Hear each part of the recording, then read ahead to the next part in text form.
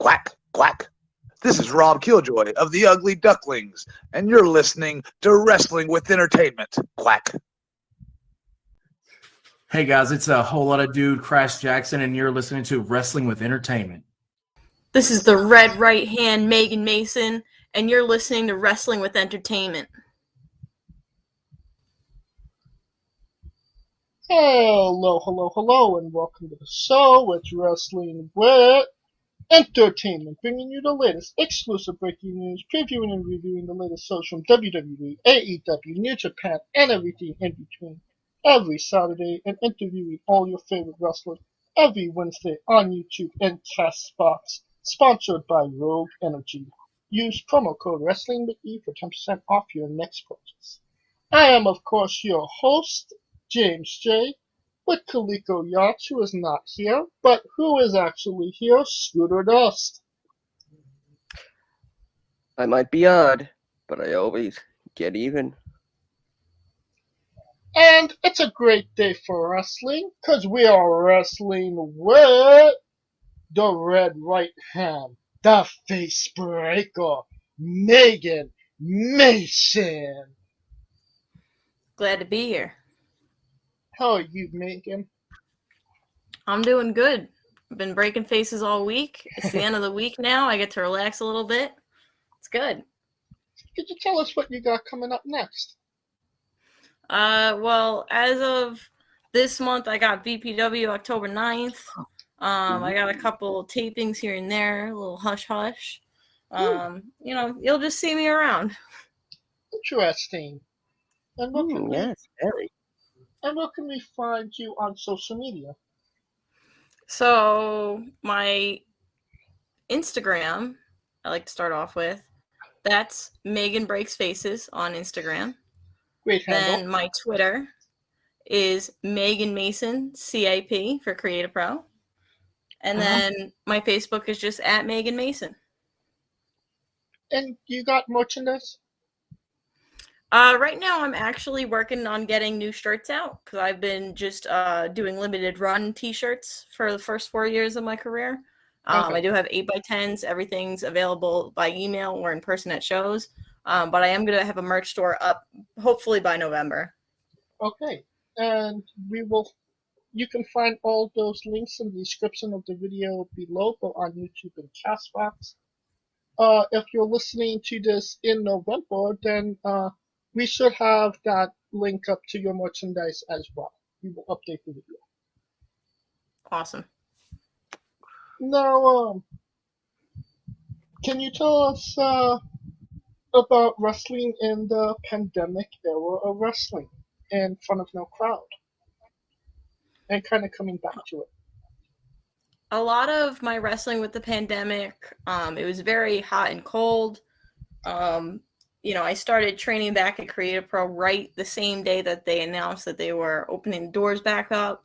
And it took me quite a few months just to get back in ring shape, get the ring rust off, everything.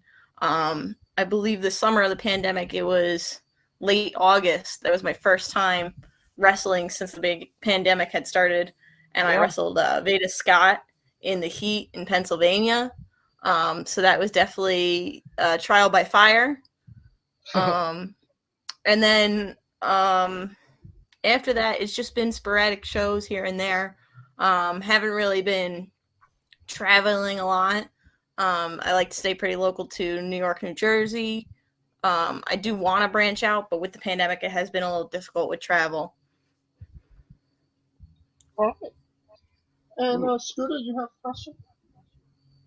Oh, I have many, many questions because I don't know if James mentioned this to you off the air, but I live in New York City. 2, Okay. I trained with the NYWC. My nephew works for VPW. He lives just down the block from the VFW hall in Center Reach. Tall kid, blonde fro, glasses. You Yeah, but let's let's start at let's actually start at the beginning. You were trained, at least according to Cage Match, by three men I'm very familiar with. Earl Cooter, now known as Brian Idol, Grim Reaper, and a man who I started out with, Jack Gallo, but we can put him to the side for the moment.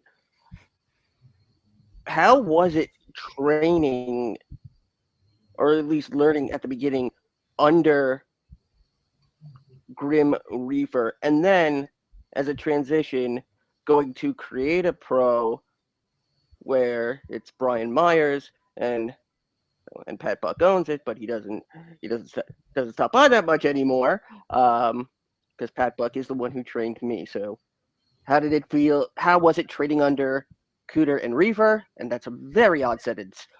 I don't think I would ever say. And then going from that type of training to training a Creative Pro. My early career, it was definitely very interesting. I was kind of thrown right into the fire. FTW is a big ring rental school. We were always packing up the ring and taking it to different shows, not just the shows for that school, but for other companies, including like Evolve and Shine and all those in New York City. So I was surrounded by top talent from the day I stepped foot in that ring. And just training with Brian, Earl, he has such a mind for like classic wrestling. He was able to show people moves in a matter of minutes, just very no bullshit. It's his way or no way. He's a tough cookie, but he also, I had the fortune of spending a lot of long car rides with him, and he gave me a lot of insights on the business, which as a young kid, I can't even thank him enough. It was so much advice that he gave me in my short time there. I was only there 2 years, but he gave me so many years worth of advice. And I was actually able to go to WrestleMania in Orlando with that company to do crew that weekend, which was really awesome. So it was just, it was really great. I actually, as far as your second part of the question with Grim Reaper, I didn't train a lot with him because he actually was part of our Queen school at the time, and I'm on Long Island.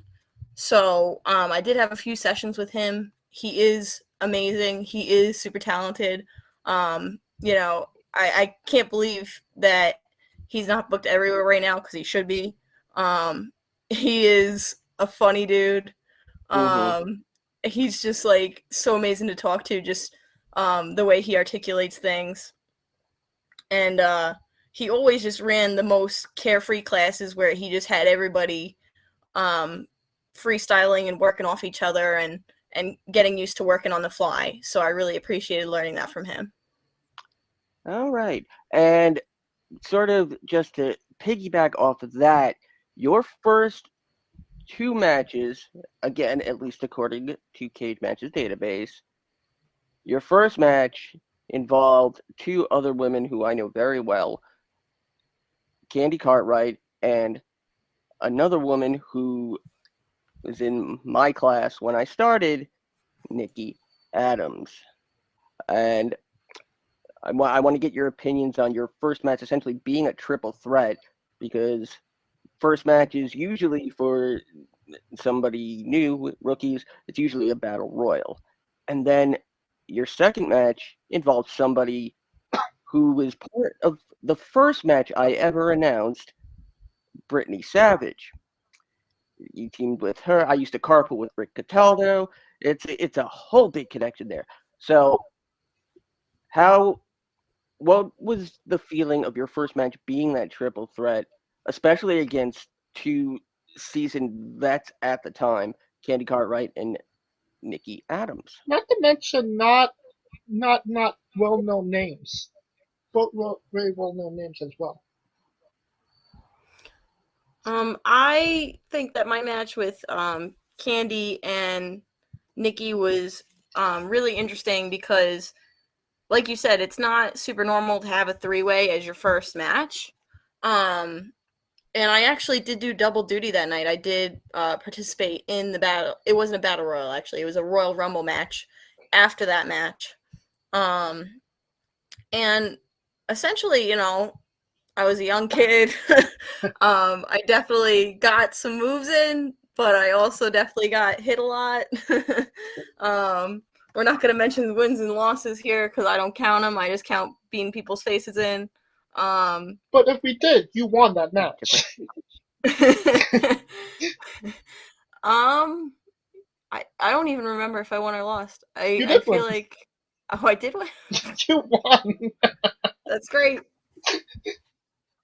Yeah, I unfortunately have had a few concussions since then, so I don't really remember wins and losses all that well. I kind of just remember being in the ring, and then that's it.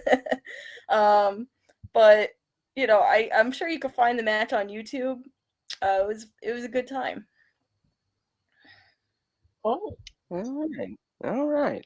Now, speaking more recently, you wrestled at CFU against Lady Frost. That whole event seemed like you were, to put lightly, very misinformed about the rules of the event. No? Essentially, I mean, I saw Combat Fights Unlimited. I saw a cage match. I saw everybody's going to be in a cage.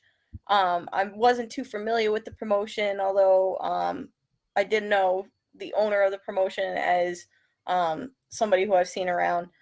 And I thought, I'm going to get bloody in this cage and tear her face off, like, on a camera. This is going to be great. As we all know, I did arrive at the building. There was talk of me needing what's called a corner man, which I've never needed before. I fixed that problem. Snitches get stitches. We don't need to go into how I got a corner man. And yeah, I mean, there was so many rules that I thought this was no DQ. I thought this was, like I said, bloody tearing her face off, and instead, no, you can't tear somebody's face off in this cage. I couldn't headbutt her. I couldn't bite her.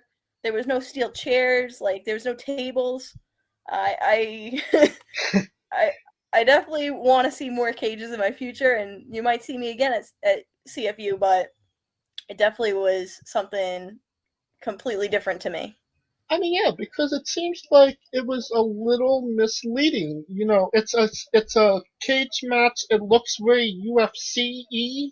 So why wouldn't you be able to tear somebody's face off in a cage match, right?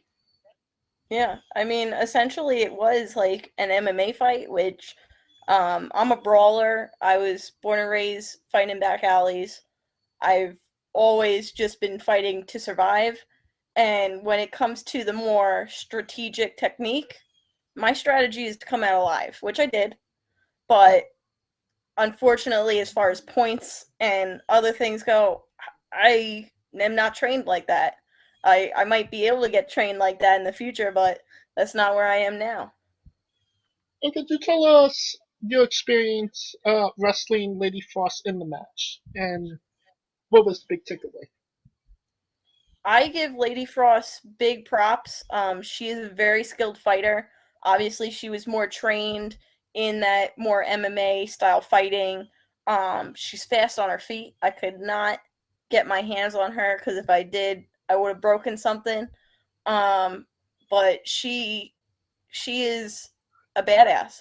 If I'm allowed to say it on here, I don't know how you guys feel Yeah, about you can say cursing. whatever you want. Yeah. But you know, she's a tough girl. I can't wait to see her in maybe some other environment where there's a little bit less rules. Because she does have a pretty face. I would love to break it. But I give her mad respect. All right. Scooter, you have a question? Yes. Now, Don't forget the Burger King question. I will Burger King you, James. you have a few matches against the opposite sex. One in particular involves somebody I have a very storied past with, and thought I would n- I thought I would retire. I thought I retired this story, but no. I'm talking about your match against Stockade.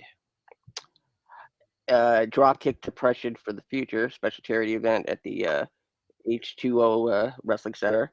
Now, Stockade was a very integral part of my wrestling experience, and at the time, he unfortunately did not make it pleasant for me. But we're not going to go into that. How was it wrestling him in particular? Because he's a big guy. He is big and he hits hard, really hard. How was it working with him and even getting the win in that match?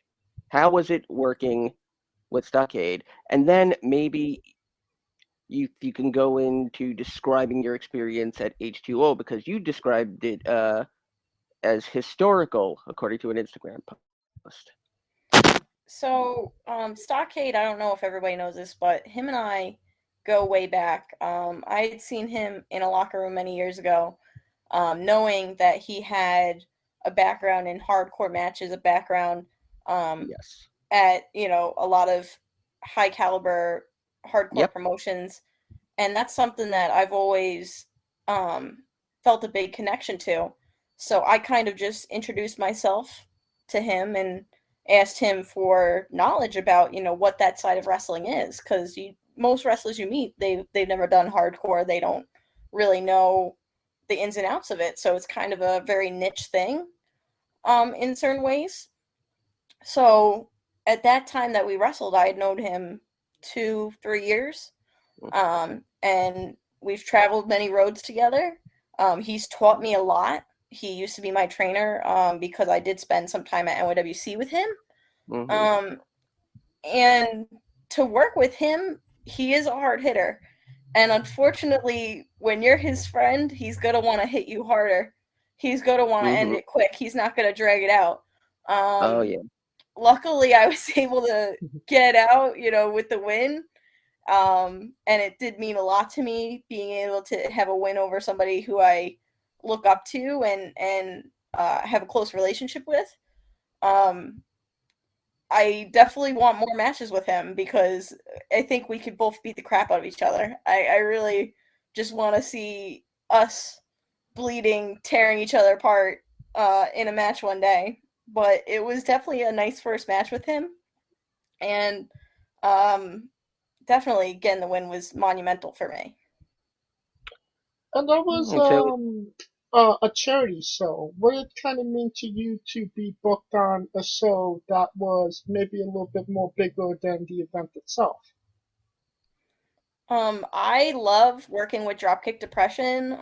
For those who don't know, it's run by Tara Calloway, and she has worked so hard to um, bring eyes on depression in entertainment and wrestling, and yep. also, raise money for charity, not only for wrestling, but outside of wrestling issues with mental health and mental health and awareness. And to be part of any of those shows, it's always just a blessing for me because um, me and everybody else, I've dealt with mental health, and it really feels good to give back in a way that is natural to me, and that's wrestling. So I love Dropkick Depression. I definitely recommend anybody who can look it up on IWTV, look it up on YouTube. It's great shows, it's great talent, and it's for a good cause. Yes.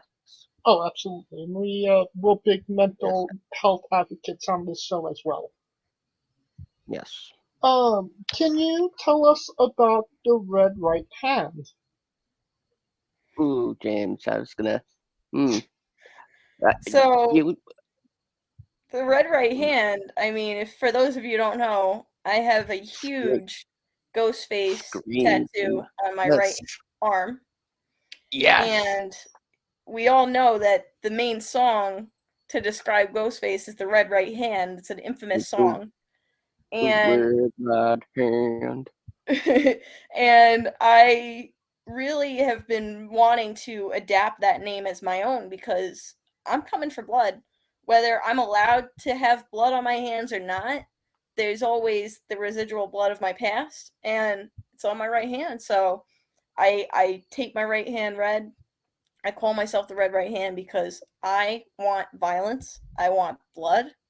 And you could watch Scream if you want violence, but you could also watch Megan Mason if you want violence. I love I that. love that. Yeah.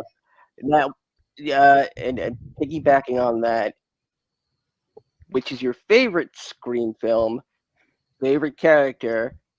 3, how did you feel when they transitioned from Red Right Hand into Bad Karma for Scream 4? And then finally, what's your favorite scary movie? So my favorite Scream, I have to say, it's a little controversial. I have a tie between the first Scream and the fourth Scream. Obviously, the first Scream was monumental. It broke barriers. It was very ahead of its time, and it's a classic. I could watch it all day, every day if I had the time. But I also feel like Scream 4, it kind of tried to turn things on its head again and do some new things. Did I like the ending a lot? I feel like they could have been more creative with the ending. But as far as the scares in that film and the pacing of it and making everything modern for what the time was, I think it did a good job. So I kind of like both of those equally. And then favorite character you asked? Yes. Favorite character is Ghostface. I just love no matter who's behind that mask, they're bringing carnage, and I enjoy that. Yes, All I right. love that. All right. Kind of piggybacking off, this horror movie uh thing. Shauna Reed is the daughter of 1,000 maniacs. You're the Red Right Hand. There's obviously some love for horror movies there. Do you think that there might be a tag team there? I'll tag with anybody if it means I'm gonna come out victorious. It's all about strategy as far as who is gonna bring themselves up to my level, and we're gonna beat some people up. I mean, I can't be tagging with anybody that isn't a little vicious and a little bloodlusty. So I mean, I'm open to anything. And Oh, hence why you why you've tagged with a good friend of the show, Debian, in the past. and we'll get to that in a moment. But Yes. you have a question, Scooter? Yeah. You've adopted the alternate moniker of Megan Mox. How did that come about? I mean, I honestly was called Moxie a lot of my life.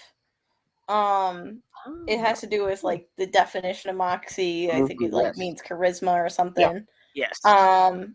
I did go to barbering school, and that's what was embroidered on my barbering outfit. And so I kind of shortened it to Mox and put it on the end of my name, and it made me very comparable to John Moxley. And I can't say I'm upset about it. I am a huge John Moxley fan. I very much enjoy his work. So I kind of embraced those comparisons, but ultimately chose to go my own path. All right. All right. Now, you threatened to break the face of Izzy. For anybody that doesn't know, the girl that was the major Bailey fan back in the NXT days. Yeah, I mean, I don't remember how it all started. I just know the little girl was talking about things that she didn't understand. And if she ever wants to get in a ring with me, the invite's open. I'm down for a fight. Ooh. Interesting. All right. Scooter, you have a question. Okay. Now, clearly you are a fan of deathmatch wrestling. Do you have a favorite death match from the annals of wrestling history, and which promotions that feature deathmatch wrestling would you hope to compete for in the future? It's such a hard question. um, I mean, I love a lot of what H2O has been doing as of recently. For me, when it comes to picking out favorite matches, it's kind of just what's recent in my head. It's hard for me to remember what my favorite match was like a week ago or a month ago or a year ago because it's constantly evolving. Um, yeah, I don't even think I have a favorite match. I kind of just enjoy everything having to do with deathmatch wrestling because there's so many different ways that it's done. Um, I did end up watching Tournament of Survival this year, and I think one of my favorite matches on that card was Effie versus G Raver. I think that was very Oh, interesting with yeah.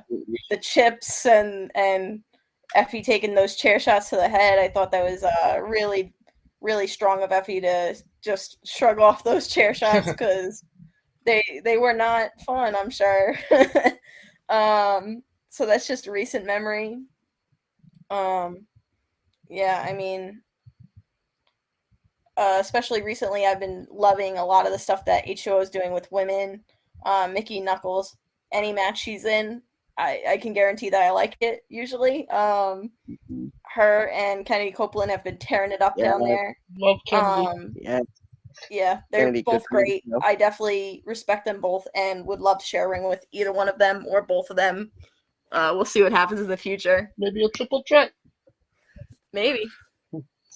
Now you tag teamed with DVN. The name of the tag team was Endless. How did that come about, and what did you learn from the experience? At that time, I was still pretty young. I was still learning a lot, and I was kind of recruited by Mother Endless. She Oh, was the leader of our group. She is, I don't know, shown me um, is supernatural in some way or another. Um, and she showed me the way. So from that, I gained sisterhood, and I was able to work with her, work with Davienne, work with Ziggy Hyam, work with a lot of people who were in that group, and even different variations of the Endless exist to this day in different promotions because the Endless is endless. It's kind of like Hydra, you chop off one head, three appear. So it was definitely a lot of different mixtures of tag teams with that group. And so it's Endless is once you're endless, you're always endless. Yeah, I mean, when Mother is near, a tattoo appears, and I am part of the Endless again. So, I still kind of have images burned in my head of what has been shown to me, and I can't wait to see more of it.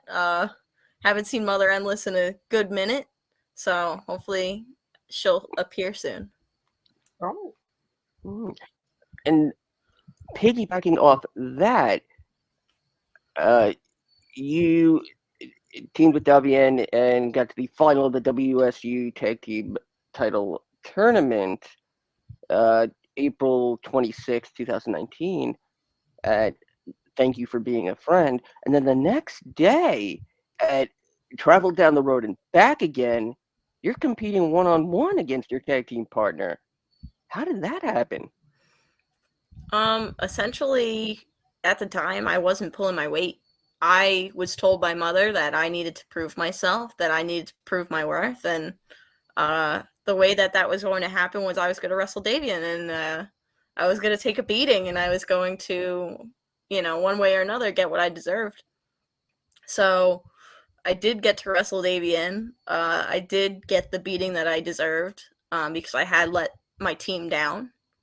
And obviously Davian won, but it was a learning experience, and it was me finding my way into my family in the Endless. All All right. right. And you have a twin sister. If she wanted to get into wrestling, would you be the supportive sister or would you be the Roman Reigns head of the table sister? I definitely think if she joined wrestling tomorrow, I'd have to take a leadership role, just, as far as seniority goes. But I definitely don't think we'd be anywhere near each other. We may be twins, but there's no twin magic here. We're very polar opposites. I think she'd be doing, makeup and cute little entrances, and that's just not my style. So she might have to work her way around me. So you would be fall in line, Oos. Maybe. Scooter, you have a question.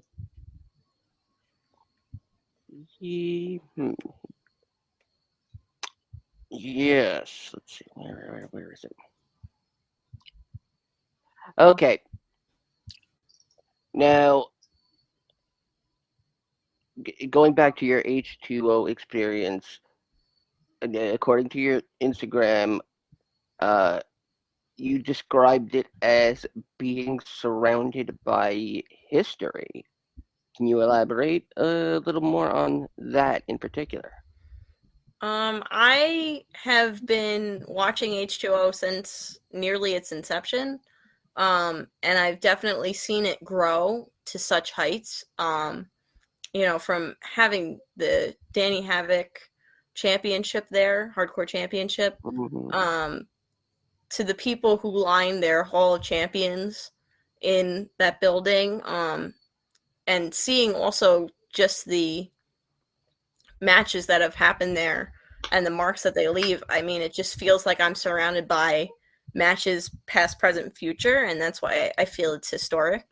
So many people have given blood there and given their all and fought to the death, literally. So to me, I have such a connection to all that I couldn't describe it as anything less than historic, and it's just getting started. I think that company can go to any height it wants to.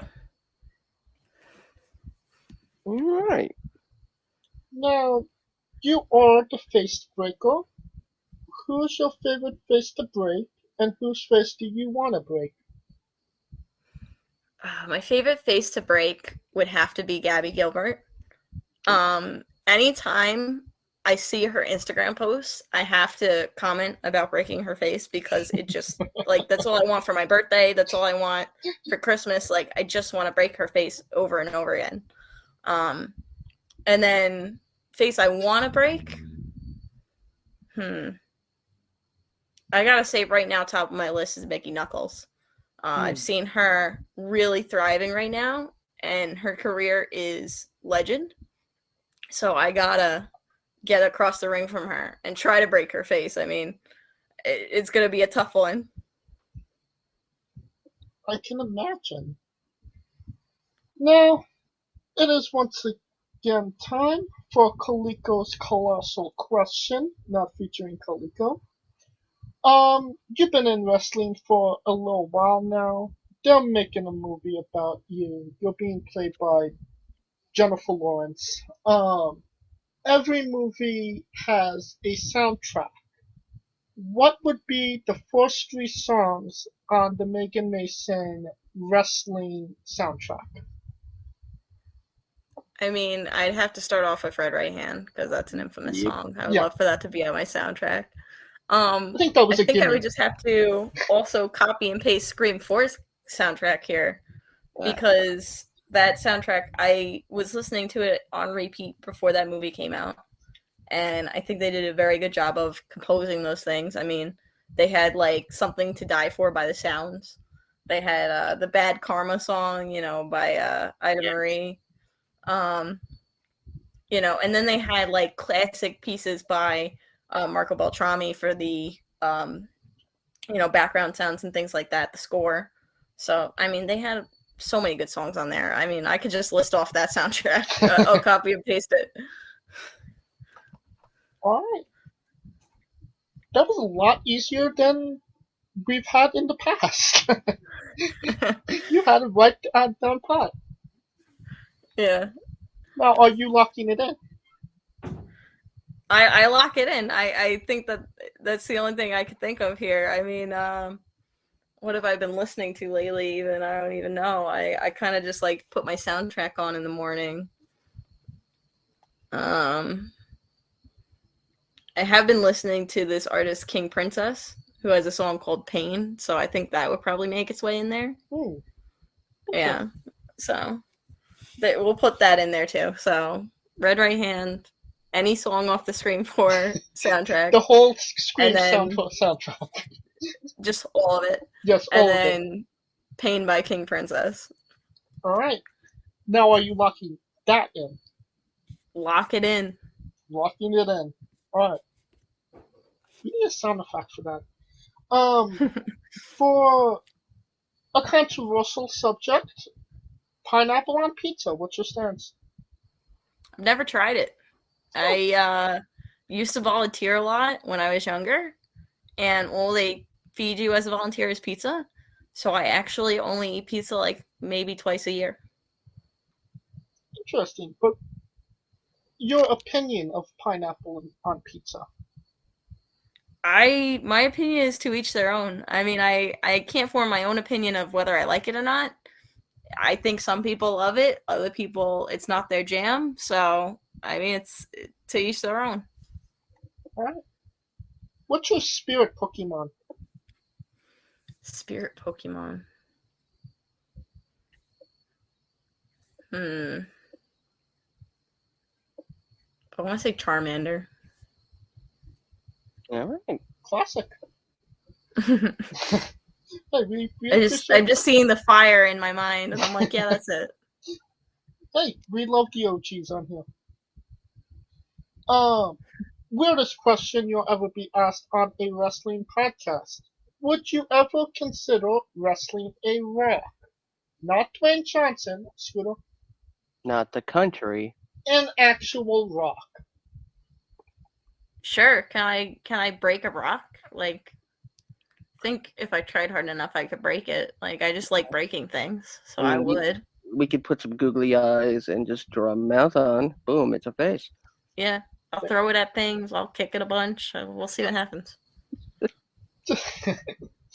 Just for context, there's this guy named Psycho Mike that wrestled an actual Rock for over 15 minutes, and which was dubbed a on-man match that lasted for 2 weeks. Wow. Yeah. And he didn't win it as well. I'm assuming it's pretty hard to pin a rock.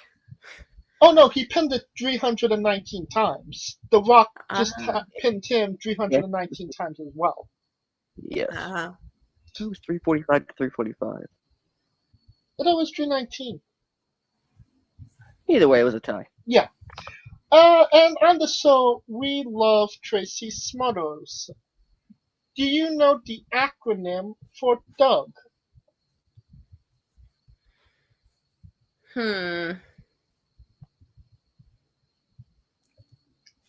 Like, you said, like, the acronym for thug?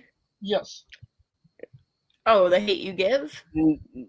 Unfortunately, not the Tupac version. No, the Tracy Smothers acronym. Oh, the Tracy Smothers specific one? Yes. I can't say I do. I think we might have to do it for her, James. T is for terrible. H is for hell. U is for ugly. And ugly. G is for jail because a thug can't spell.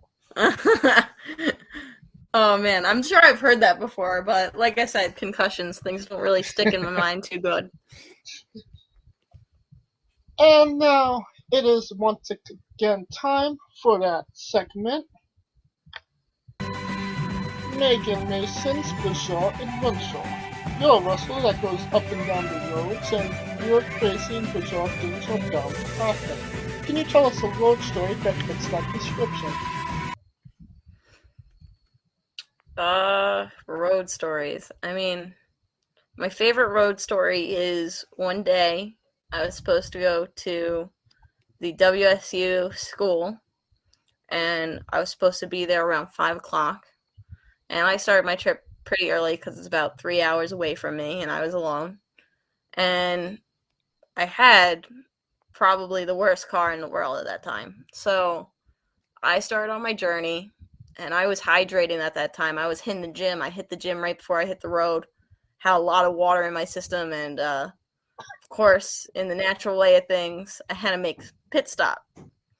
So I got out of my car, locked it, went in, made my pit stop, go back to the car, put my key in the ignition, and nothing. Ooh. The car was dead. Wouldn't even click, wouldn't do a thing. My key was useless. I was in the middle of the trip at this point. So I wasn't close to home. I wasn't close to WSU. You were in the middle. Yeah, I was just dead in the middle.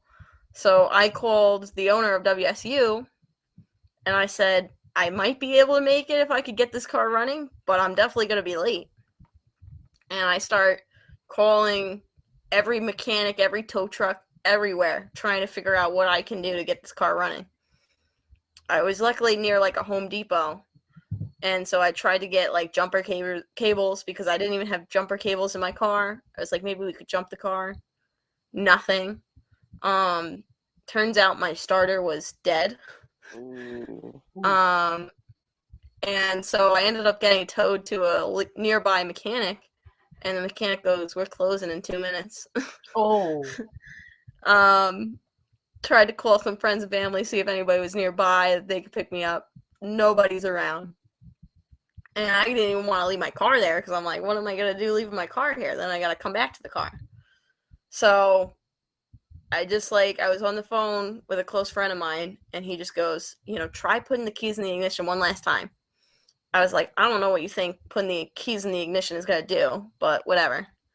Get in the car. I'm like, let's troubleshoot this, whatever. My friend was a mechanic. Put the keys in the ignition, and it started. Wow. It turns out that getting towed to the mechanic had jiggled my starter because my car was a Volkswagen. So most cars, you could open up the hood, you could look right at the starter, you could take a wrench to it, and that'll jiggle it for it to turn on. A Volkswagen, it's a little differently made. Your starter is behind 3 other parts. You cannot get to it to jiggle it. You can't do anything. But luckily, the tow truck did that for me. I was able to drive.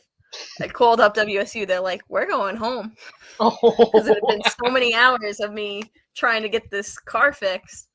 So I had to just turn around, go back to my house on Long Island, and call it a day. But it was definitely the craziest time I ever had trying to get to where I needed to get to. That is a fantastic road story. And Thank did you you. get the ignition fixed, or what Yes, happened to this car? when I drove it home, I drove it actually straight to the mechanic that I know near my house. I dropped it off there. I didn't even stop the whole ride home because I was scared the second I turned that car off, or the second I stopped too long, it was going to go off. So I sped home, and I made it to the mechanic, and I dropped it off for them. It was a expensive repair because that car is an expensive repair car due to the engineering. Yeah, it was not fun, but we did it. On a more serious note, where do you see yourself in 5 years? I see myself wrestling everywhere in 5 years. I've really been trying to get my name out there and do things I haven't done before, especially since coming back from the pandemic. And even though I've had a lot of hot and cold moments in my career, I'm definitely trying to make sure that it's going to be hot. It's going to be top level. I'm trying to better myself in every way. So I see myself, everywhere and anywhere in 5 years. Is there any I'm calling it specific the end. specific promotions? I definitely see myself going to H2O. That is a big goal of mine. As anytime I'm in that building, like I said, I just feel a connection. and I can't wait to not only witness but hopefully be a part of what is next for H2O. Other than that, I mean, Creative Pro shows are really hot right now, and I've trained there, and I really have a goal of being there. Shine, Shimmer, women's promotions. I'm very big on women's promotions. I think that they put on such great shows, and it's so interesting to see an all women's locker room on your card. So definitely have those as goals as well. And really, I mean, there's going to be new promotions between now and then. So really, I have an open mind to anywhere that'll have me. All right. That's pretty cool. And what is a match people should go out of their way to see that best shows off what Megan Mason is all about? One of my favorite matches of all time was Halloween MASH at Victory Pro Wrestling. I was against Anastasia and Morningstar. We brawled each other. Definitely felt my face hurting after that. I'm sure she felt her face hurting after that. We hit each other, and we hit each other hard. And we really were not women in that match. We were just wrestlers. So I definitely always kind of tell people to watch that one. Any of my recent work. You can watch all my Creative Pro tapings. They're on Creative Pro TV, which I would love for everybody to go binge every episode of that show because it's always great wrestling, and it's all on YouTube for free. Yeah, just those for now. I'm sure there's more that I can't remember. I believe the Anastasia Morningstar match is on YouTube as well. Yeah, it's there for free, and I'd love for everybody to watch it because I have a lot of respect for her. I don't like her. Definitely want to hurt her some more in the future, but it's definitely a showcase that we're both hard hitters, and we definitely know how to dislike people. Well, how about this? People don't even have to look for it. We will put that match in the description of the video below, or on YouTube and Castbox. Yes. Awesome. Yeah, my nephew talks about that that event in specific. He absolutely adores BPW, and he adores Creative Pro so much to the point where he's planning to forgo college to go trade at Creative Pro. So yeah, I wouldn't recommend foregoing college. I mean, I know I did it, but that's also because my brain doesn't work sometimes. My brain just sees blood and violence. It doesn't necessarily see like math and science. But I'm kind of 50-50. I'm kind of 50 chase your dreams and 50 go to college and stick to the books if you can. But imagine all the good, how many faces you could break scientifically if you used math and science.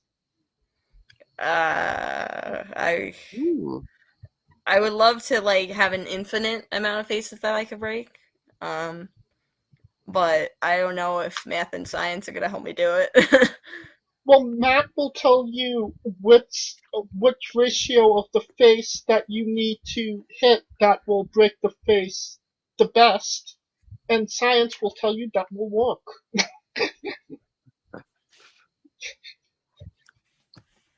But we are nearing the conclusion of this interview, so we are wrestling with the 8 questions of doom.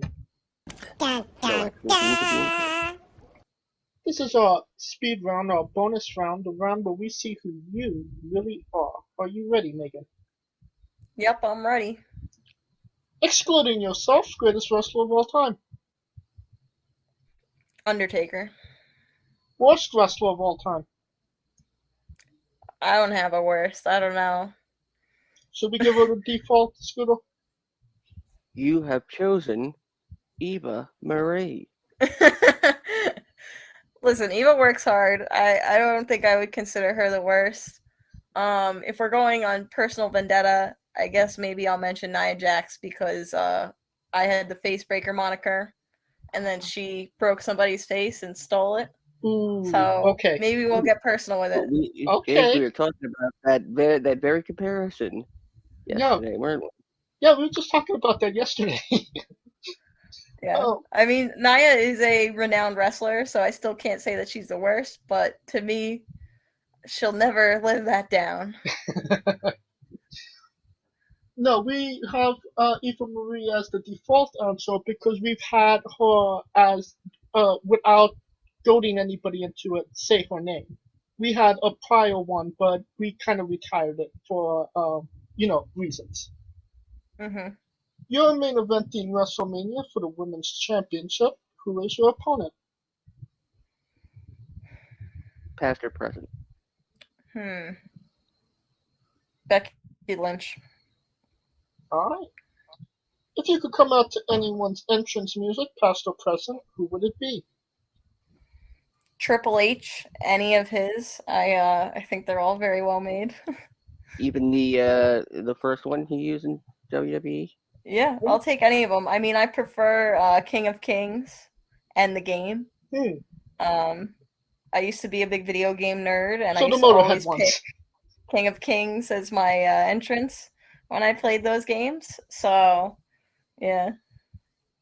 Alright. Finish the sentence. Kayfabe is Alive and well.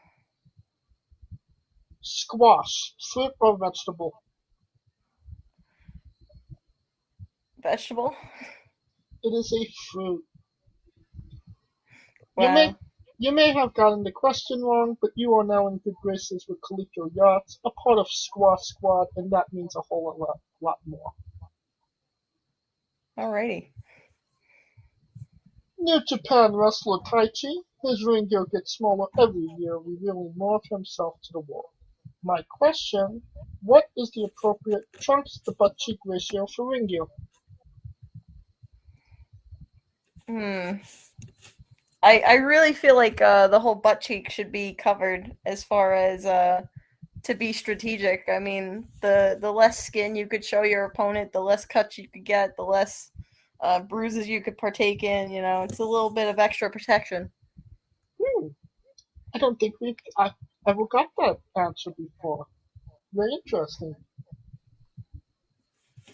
And the last question, the main event, the thing everybody wants to know.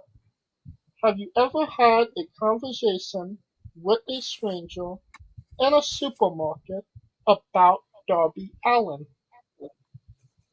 I have not, but I don't doubt that it will happen in the future. And that is the correct answer. Mm. And I will conclude this interview. Thank you so much, Megan, for coming on and doing this with us. Thank you guys for being face breakers with me right now. Ooh, we're face breakers now too? Ooh, Yeah, honorary face breakers. I like that. Awesome. We will take that moniker. Um, and where can we find you on social media and your merchandise once again? So my Instagram is Megan Breaks Faces, because I do. My Twitter is Megan Mason, CAP for Creative Pro. And my Facebook is just my name, Megan Mason. And you've been listening to her for just under an hour. Give her a damn follow. If you like what we're doing, please like, subscribe, comment both on YouTube and Castbox. Join us next Wednesday as we interview Sam Beal.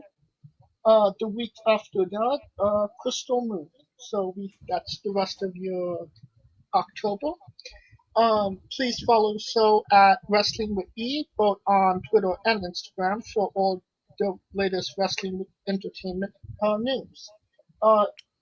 Follow us individually as well. I am at JamesJ993. Of course, the show is sponsored by Rogue Energy. Use promo code Wrestling with E. Follow Coleco Yachts at I am Coleco, and where can they find Scooter? They can find me in front of the parts that cover the starter in a Volkswagen. But if you really want to find me on social media, Twitter at Scooter Dust, and of course the remix with James and I, the only live streaming alternate commentary podcast on the web today. 6 years and going strong, still unmatched. Now, Megan, when I say wrestling wit, you say entertainment. Alrighty. For our very special guest, Megan Mason, Calico Yacht, Scooter Dust, I'm James J, and this has been Wrestling Wit Entertainment. Hey guys, this is Brutal Bob Evans from Hangs with Bob Seminars and TheWrestleLife.com, and you are listening to Wrestling with Entertainment, one of my favorite podcasts in the whole wide world. Hey folks, this is the Colossal Mike Law, and you are listening to Wrestling with Entertainment. Enjoy the show, support these guys. We appreciate it very much. We'll see you at ringside.